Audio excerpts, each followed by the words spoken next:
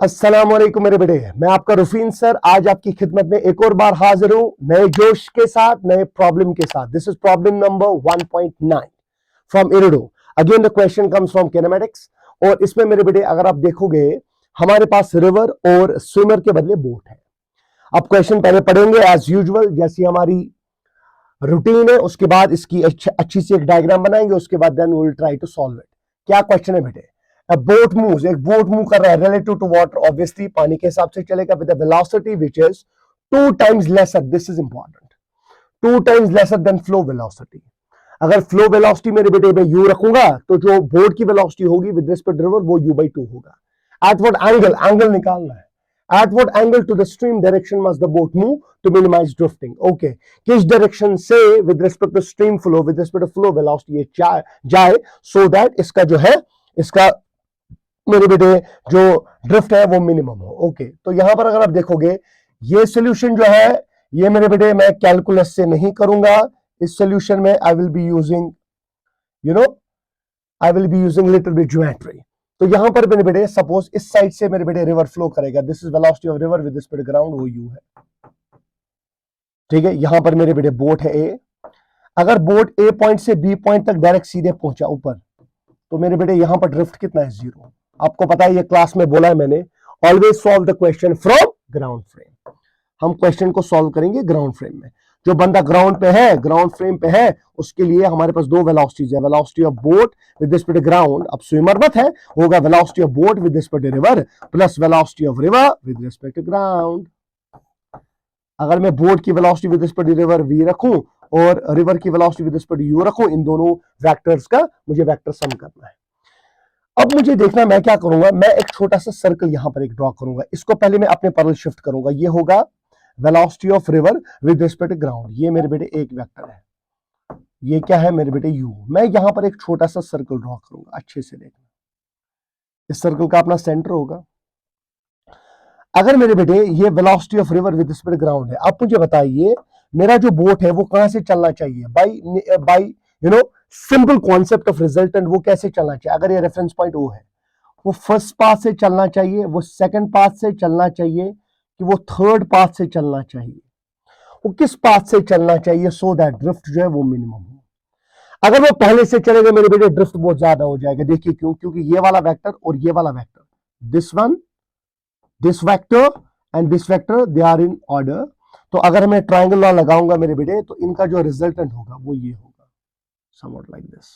तो आप देख सकते हैं मेरे बेटे, ये यहां पर जब पहुंचेगा, suppose this point is C, drift कितना ज्यादा है।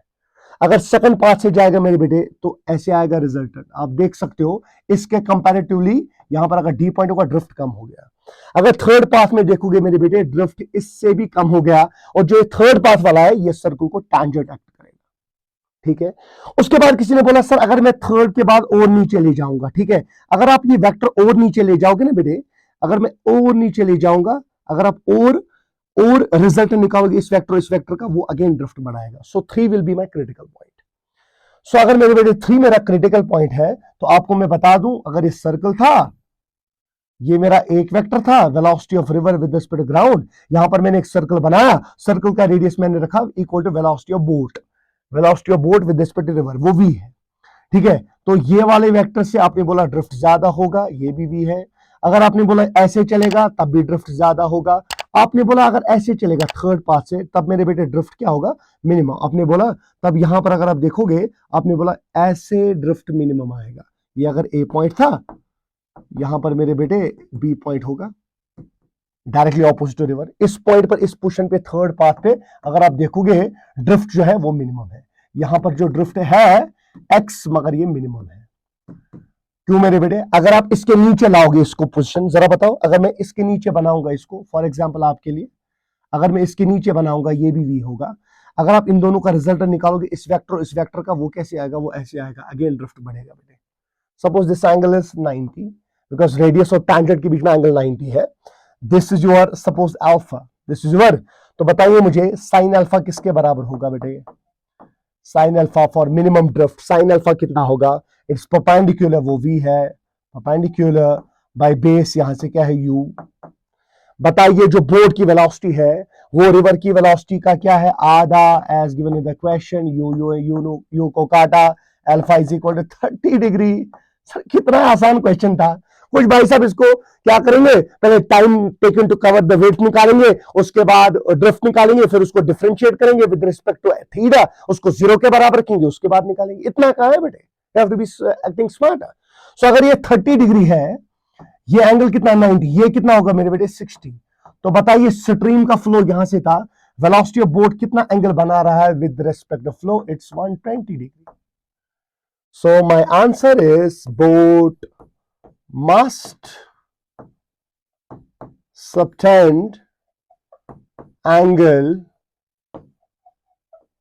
120 degree with flow to possess minimum drift। मेरे बेटे ये पहले मैंने आपको बताया, मैंने एक वेक्टर लिया था velocity of river with speed ground, उसको आपने पैरेलल लिया, फिर मैंने एक सर्कल बनाया जिस सर्कल का रेडियस मैंने क्या रखा, velocity of boat with speed river. फिर मैंने सोचा कैसे मैं बोट की वेलोसिटी रखूं, मैंने फर्स्ट पाथ से डायरेक्शन बनाई, सेकंड डायरेक्शन, थर्ड डायरेक्शन, फिर उसके बाद भी सोचा डायरेक्शन रखूं, फिर मैंने रिजल्टेंट्स निकाले, बिकॉज हम क्वेश्चन को सॉल्व कर रहे हैं ग्राउंड फ्रेम से दोनों वेलोसिटीज दिखेंगी, ठीक है, velocity of boat with speed river भी और velocity of river with speed ground भी। मुझे लगा फर्स्ट पाथ से रिजल्टेंट ये है ड्रिफ्ट ज्यादा, फिर उसके बाद सेकंड से थोड़ा ड्रिफ्ट कम हो गया, थर्ड से सबसे कम ड्रिफ्ट हो गया, उसके बाद अगर आप नीचे और ले जाओगे ड्रिफ्ट और आपका बढ़ जाएगा मेरे बेटे। फिर आपने यहां पर बनाया, ये एंगल जो है वो 90 होगा क्योंकि रेडियस सर्कल का टैंजेंट के साथ एंगल 90 बनाता है। दिस इज अल्फा 30 निकला, ये 60 angle sum property, this is 120। बहुत ही आसान क्वेश्चन है बेटे। Thank you.